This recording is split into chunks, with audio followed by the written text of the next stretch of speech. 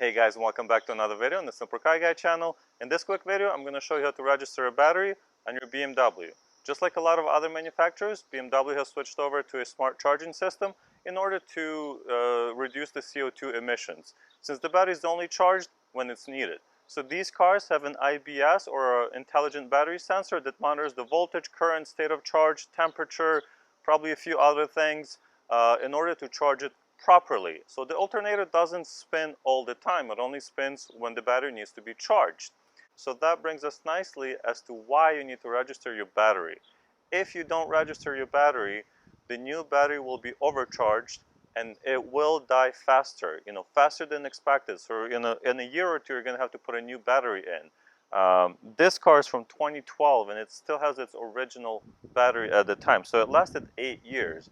So if they're properly taken care of and registered, the batteries do last a very, very long time.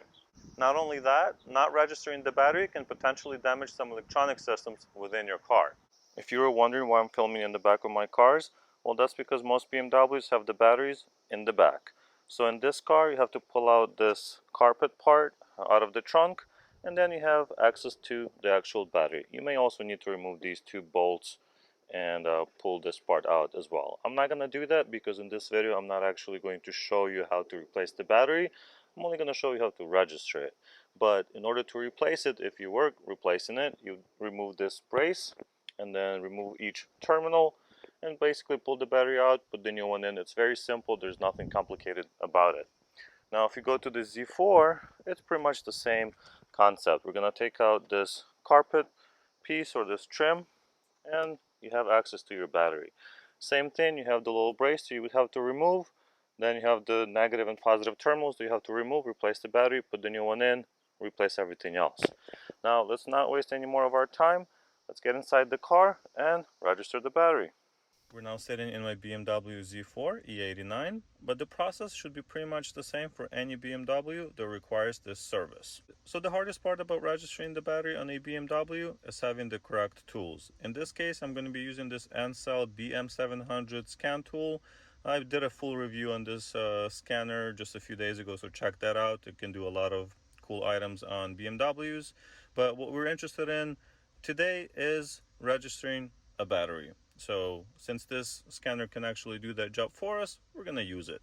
And just be aware that not all BMW scanners can register batteries, so check that before you buy one. This one's about 80-90 bucks right now, which is well worth it, since you'd be paying anywhere from $120 to $140 for a battery registration at the dealer. Now let's get started and get that battery registered. So we're going to go to for BMW option from the main menu. It's giving us a little bit of information. Select BMW, scroll to 4Z series. This is an E89. Special functions. Go all the way down to battery management. It's going to communicate with the car. Here we can evaluate the battery state charge, or we can register a new battery. So that's what we're going to do. I'm going to click on register battery change.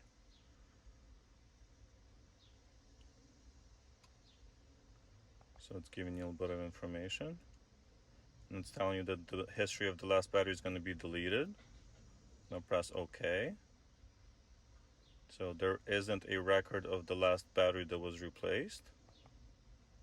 Okay, I'm going to press OK. So we can read through the special functions here.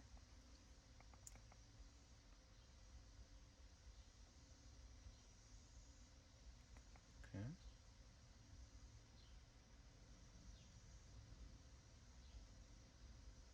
And that's it. We just clicked OK and the battery is registered. So we can do that one more time just so you didn't miss. Click OK. And now it's telling you the last time the battery was reset and the mileage. So this is the miles that I have on the car right now. Well, it's in kilometers, but I'm at like 18,000 miles. So we can do that again. Okay. Battery exchange entered. The battery replacement was successfully entered into your DME, which is your engine ECU basically. Okay, we click OK, and that's it. So the battery is now registered. So thank you guys so much for watching. I hope you found this video useful. I know it's nothing super complicated, but a lot of people have been asking on how to register a battery on a car like this. So here you go. Thank you guys for watching. Don't forget to comment, like, subscribe to the channel, and I'll see you in the next one.